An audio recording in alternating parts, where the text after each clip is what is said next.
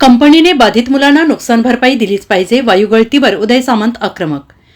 रत्नागिरीत जिंदाल कंपनीतून वायुगळती झाल्यामुळे अनेक विद्यार्थ्यांना त्याचा त्रास झाला. अनेक विद्यार्थ्यांना रुग्णालयात दाखल करण्यात आलं. अनेकांची प्रकृती बिघडली. या घटनेमुळे मोठी खळबळ उडाली आहे. अखेर या घटनेची दखल राज्य सरकारला घ्यावी लागली. माजी मंत्री उदय सामंत यांनी या घटनेची दखल घेतली आहे. उदय सामंत यांनी या घटनेवर प्रतिक्रिया देत भूमिका मांडली आहे. अतिरिक्त जिल्हाधिकारी यांच्या अध्यक्षतेखाली समितीची स्थापना केली गेली. आजच केस दाखल केली जाईल. निष्काळजीपणामुळे वायुगळती झाली.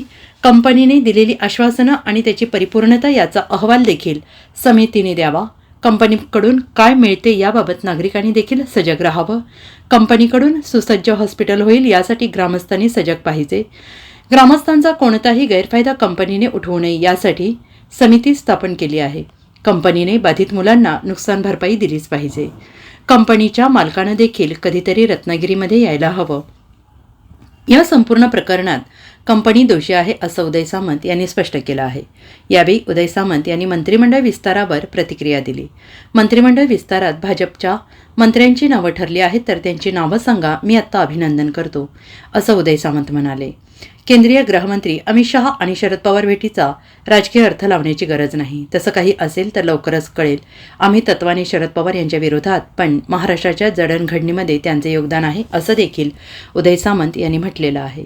रत्नागिरीच्या जयगड परिसरामध्ये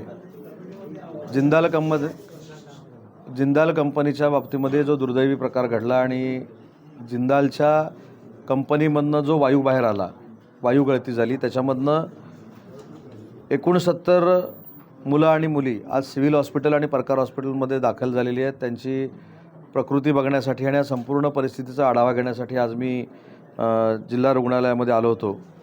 सिव्हिल हॉस्पिटल लहान मुलांचा जो वॉर्ड आहे त्याच्यामध्ये 22 पेशंट ॲडमिट आहेत. नवीन वॉर्डमध्ये 23 पेशंट ॲडमिट आहेत. महिला शस्त्रक्रिया विभागामध्ये 14 मुलं ॲडमिट आहेत.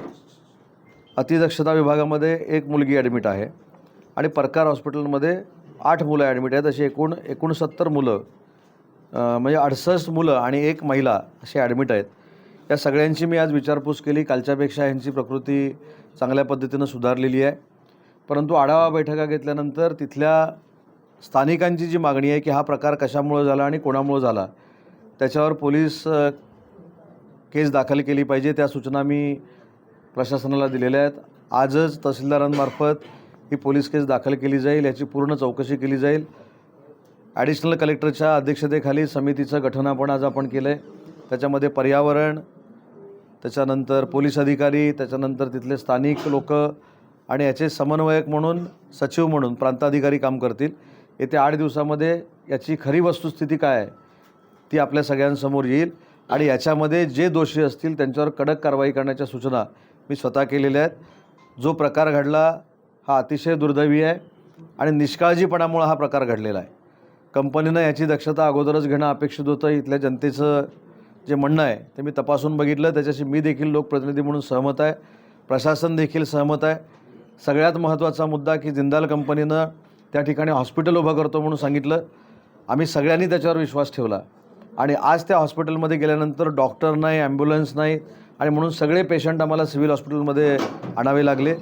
त्या देखील गोष्टी प्रशासनानं तपासाव्यात, कारण 100 बेडेड सुसज्ज हॉस्पिटल तयार करतो अशी जिंदाल कंपनीची कमिटमेंट होती. ते पूर्ण करू शकलेले नाहीत. त्याच्यामुळं त्यांनी सुरुवातीपासून सांगितलेल्या कमिटमेंट, त्यांनी दिलेली आश्वासनं आणि त्याची परिपूर्तता याचा अहवाल देखील ॲडिशनल कलेक्टरने तयार करावा, या सूचना मी आज दिल्यात.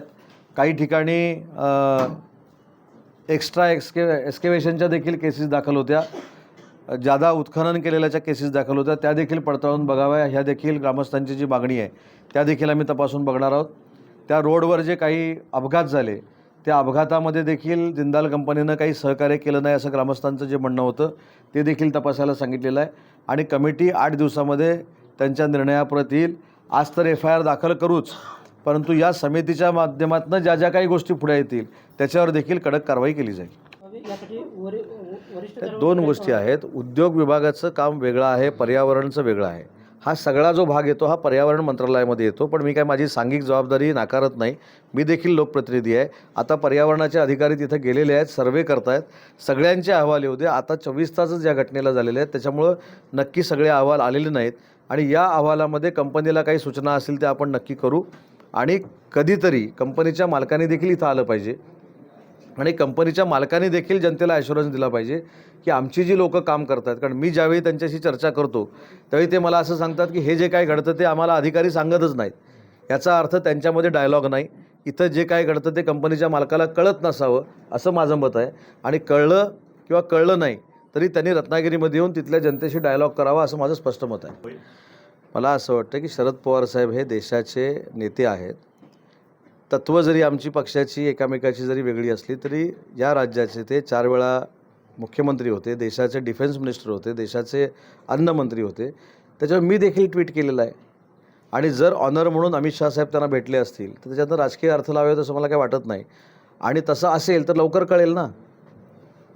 अमित शाह साहेबांनी काल त्यांची भेट घेतली, त्यांचा अभ्यास बघता काल राज्यसभेमध्ये राज्यसभेच्या सभापतीने जे भाषण केलं त्याच्यामध्ये देखील शरद पवार साहेबांचं ऑनरच केलं ना. त्याच्यामुळं राष्ट्रवादी काँग्रेस पार्टी शरद पवार साहेबांची जरी असली, आम्ही एकमेकाचे तत्त्वानं जरी विरोधक असलो तर या महाराष्ट्राच्या जडणघडणीमध्ये शरद पवार साहेबांचं योगदान आहे आणि अशा नेत्याच्या वाढदिवसाला काय शुभेच्छा द्यायला मला असं वाटतं की कोणाचं बंधन नाही.